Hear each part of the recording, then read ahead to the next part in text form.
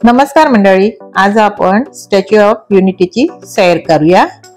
Ekta Nagar station पासून विनामूल्य बस AC non AC bus सेवा उपलब्ध आहे स्टॅच्यू ऑफ युनिटीला येण्यासाठी।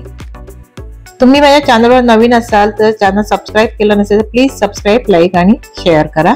स्टॅच्यू ऑफ युनिटी पाहण्यासाठी आपल्याला ऑनलाइन तिकीट घ्यावं लागतं। जनरल तिकीट आणि व्हीआयपी तिकीट असतं। आपल्याला तिकीट स्कॅन करून आत सोडलं जातं आणि खायची कुठलीही वस्तू आपल्याला सोबत नेता येत नाही। स्वच्छता राखावी म्हणून आपण बाहेरून कुठलीही खाण्याची वस्तू आपल्याला आत नेता येत नाही।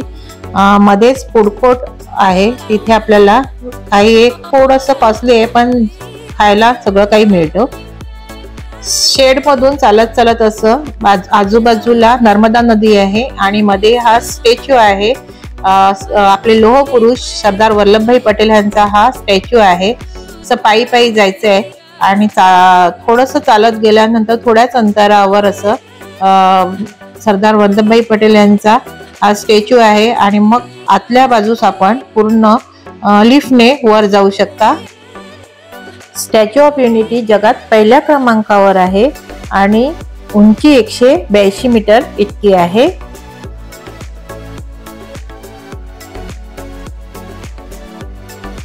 स्टॅच्यूच्या खालच्या बाजूने एंटर केल्यानंतर लिफ्ट साठी वर जाण्यासाठी लिफ्ट आहे आणि खाली सगळी त्यांचे स्टॅच्यू आहेत मध्ये आणि माहिती दिलेली आहे, त्यांच्याबद्दल सगळी माहिती आहे। फिल्म ही दाखवली जाते, त्यामध्ये बसून आपल्याला तो 10-15 मिनिटाचं शो पाहायचा असतो। आणि आता इथून लिफ्ट मधून आम्ही आता हे वर आलो। वर चौथ्या टर्मिनलला आपल्याला उतरवलं जातं आणि तो आहे त्यांच्या चेस्टचा भाग, छातीचा भाग आणि ही सगळं छातीचा भाग आहे। इथून ही जाळी लावलेली आहे, त्यातून पूर्ण नर्मदा नदीचं पात्र, नर्मदा घाट पूर्ण दिसतं। धुकं असल्यामुळे थोडस ब्लर आलंय आणि स्ट्रक्चर बघा, लोखंडापासून मस्त असं हे एकदम भक्कम असं स्ट्रक्चर बनवलेलं आहे।